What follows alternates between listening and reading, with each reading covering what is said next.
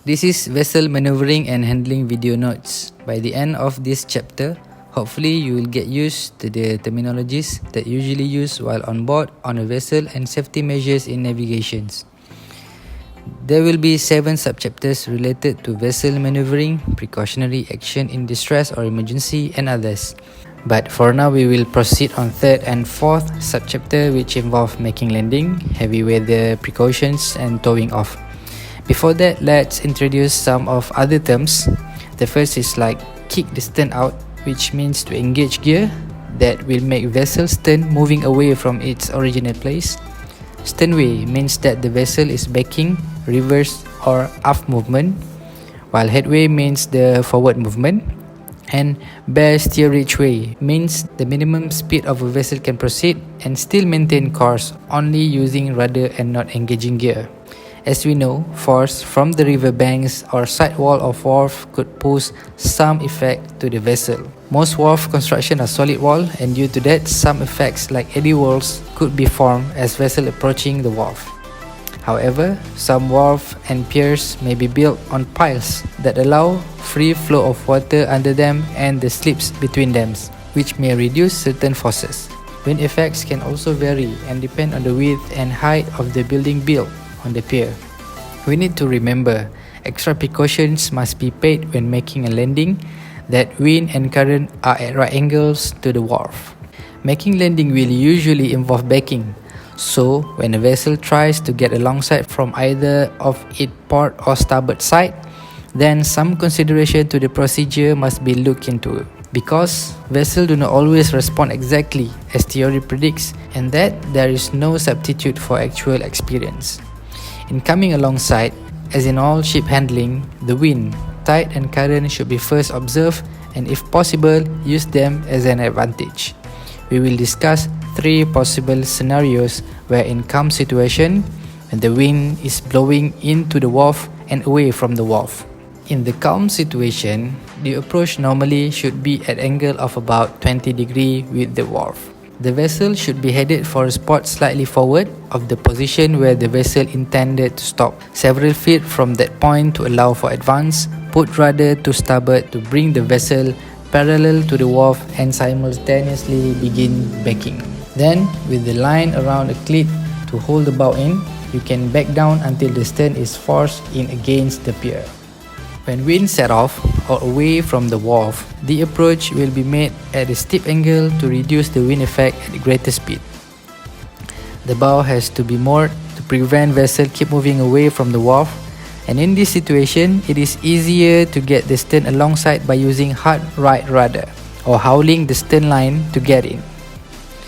To allow the stern to swing into the wharf, the line must be not moored too short. When the wind is setting down into the wharf, the approach will be at about the same angle as when the wind being set off.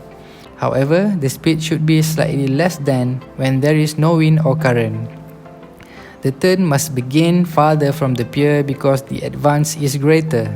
In these circumstances, the vessel could in position about parallel to the wharf from distance and use the wind's advantage to control sideways movement, engaging gear either way to kill the wind moment and maintain vessel alongside position approaching the wharf. In scenario where vessel should make landing on its starboard side, the angle of approach should always approximate that of port side to landing. Speed should be slower to avoid having back down too fast to kill headway and avoid overswing of stern to the port. Use a spring line or bow line when working the stern in alongside the wharf. If there is a fairly strong current from ahead, get the bow line to the pier and the current will bring the vessel alongside.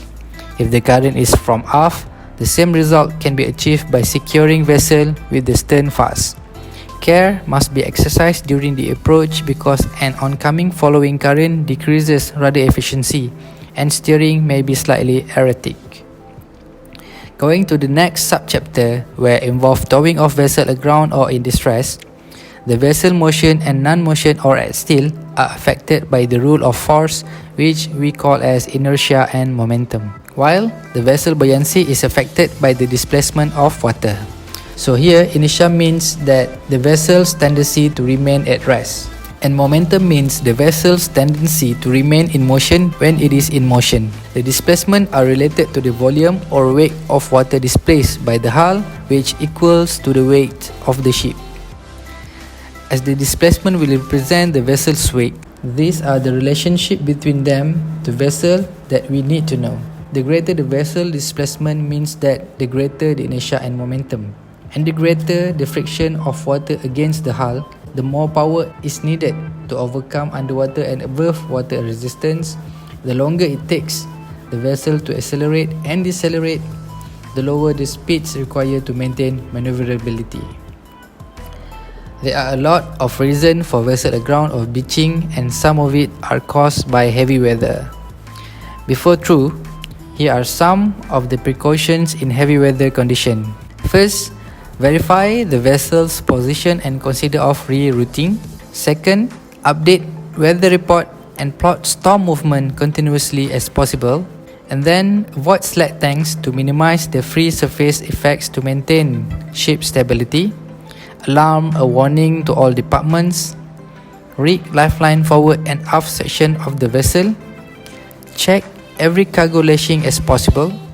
Close all deck ventilations. Secure well the anchor sections. All derricks and cranes should be secured well. Number 10. Check the accommodations ladder has been well secured, and then clear deck of any surplus gear. Secure bridge against heavy rolling and pitching. Slacken yards and remove awnings. Establish heavy weather work routine like reduce manpower on deck. Number 15. Update vessel position. Reduce speed to prevent pounding. Number 17. Revise arrival times. And finally, make relevant log entries. In the event when a vessel aground or beaching and the master is not sure that he can get it off quickly without damage, the aid of another vessel should be obtained immediately. Here is some example when a German 630 freight container headed towards land after failing to slow down in Hong Kong. The existing vessel master must also discuss with the master of the stranded vessel and exchange opinion about the event. He must acquaint himself as fully as possible with the whole situation. For towing off vessel, the work in progress also depending on the situation that they are in too. Here may be possible scenarios which the incident happens in quiet seas, in heavy seas, and in strong current. In quiet seas, an existing vessel may anchor to seaward with a good scope of cable. If wind and tide permits, the line should be secured to the stern of the stranded vessel and keep taut until the existing vessel tails in as near the stranded vessel. The anchor windlass should be used with full power to keep this line taut and pick up every inch of slack until the vessel is pulled off. Engine should be used and a good strength keep on anchor cable. In heavy sea situation, it is often necessary to pass a messenger light line between the vessel and secure to one end of a heavy towing line. During towing operation in heavy seas, oil should be poured on the water if only there is no option left. This oil aids in preventing breakers and give a smoother sea in which to operate. In strong current situation, it is recommended the existing vessel to use two anchor to steadily maintain their rescuing position. They have to monitor to prevent their vessel from dragging and always make fresh attempts to reduce risk. When the towing vessel is not anchored, caution should be paid to prevent grounding. A stern line must not be used, especially in a cross current or wind, as it would make the rudder useless. It is best to secure a line a bit farther forward. Then head the vessel slightly forward and across the current, gradually adding strain to the line to prevent snap and jerk, and finally using the helm to pivot the towing vessel. Okay, that's all for this subchapter.